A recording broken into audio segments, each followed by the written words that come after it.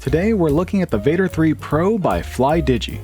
Inside the box you'll find a welcome card as well as other items that come with the controller, like a quick start guide and brochure for other Flydigi products, a USB cable, a wireless dongle, and of course the Vader3 Pro itself. If it wasn't obvious already, the Vader3 Pro has a similar shell to the series controller, and among those similarities are some premium differences. You have microswitch ABXY buttons, start and select buttons that are kinda clicky, Hall effect right and left analog thumbsticks, a clicky but raised D-pad, a home button. However, the Vader3 Pro's function button is not a share button. Similar analog triggers with about the same amount of range, and similar shoulder buttons, USB-C port for wired, and a switch for wireless connections, and that wraps up the similarities. Now, onto the extras. We have remappable C and Z buttons, as well as 4 remappable rear buttons, and trigger stops that give the triggers a mouse-like microswitch. The wireless switch on the back gives you 3 different connection modes. The first is the wireless dongle.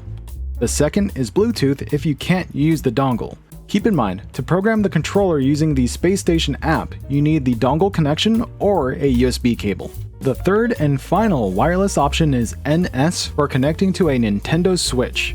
To do this, simply power on the controller, go to change grip order on the Switch, hold down the home button for a few seconds, it will rumble, and then it'll connect.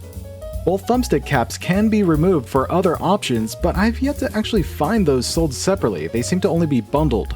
And the triggers have their own separate rumble motors. And last but certainly not least, the Vader3 Pro comes with a 6-axis somatosensory mapping technology, which I think is just one way to say motion sensor. So basically, it's a gyro.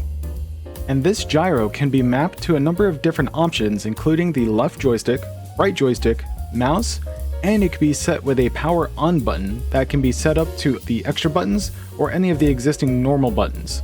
Additionally, you can also configure the trigger with different sensitivity levels as well as trigger vibration settings. The joysticks can be configured with a Deadzone as well as a desired curve.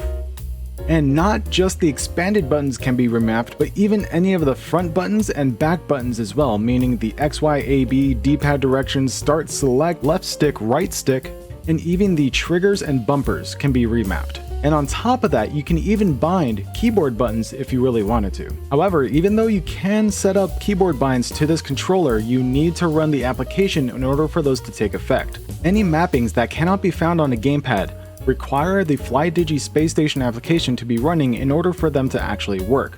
Otherwise, it's just going to be a blank binding. And with that, we're done with the brief overview, so let's get into the things that I like and don't like.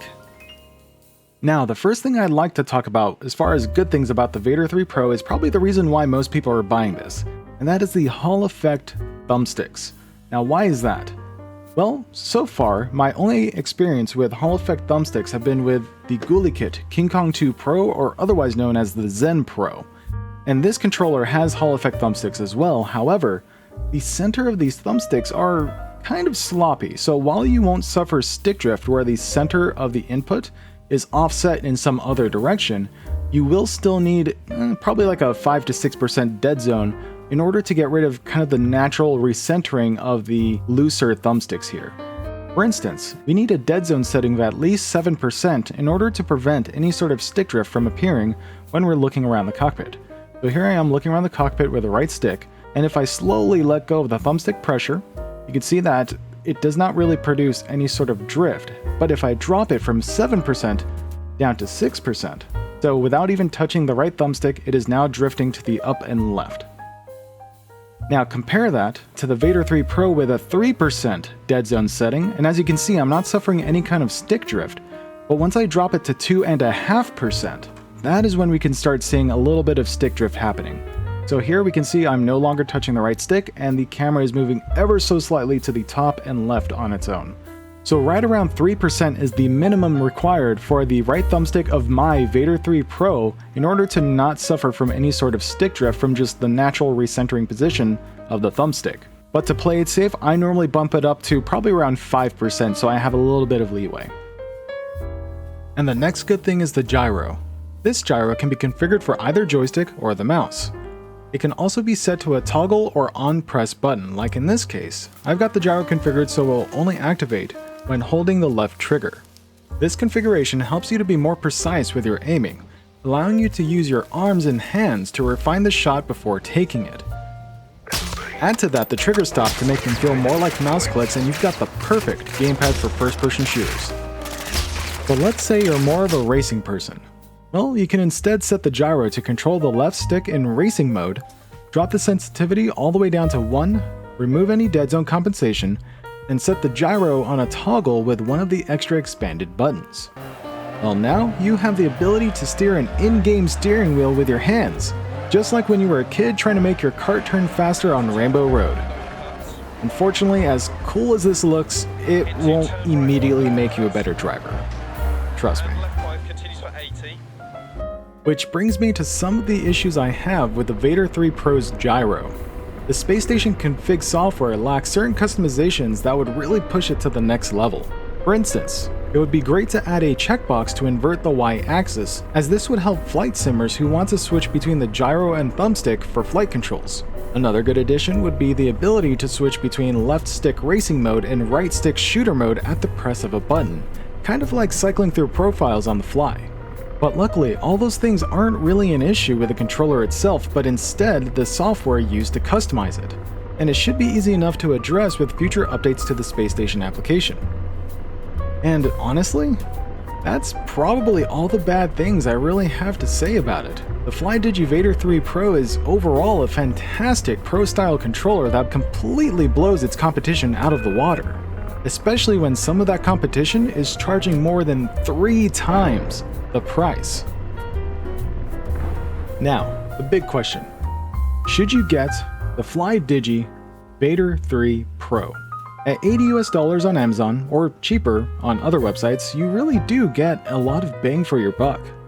And not only in features that sound great on paper, like Hall effect thumbsticks, mechanical switch buttons, trigger stops, and a gyro.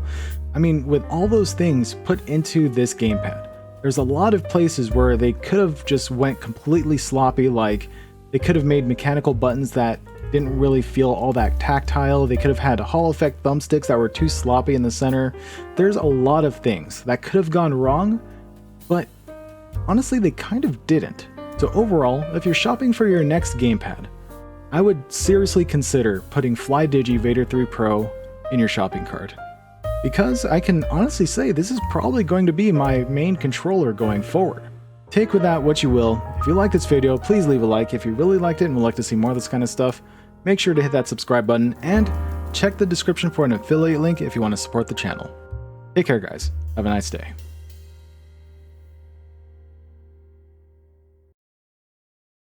You know, now that I messed around with this for a little bit, I mean, can you guys hear that? That's like a little spring just bouncing around in there in the like smartphone holder clip that I never use. Man, this is kind of a piece of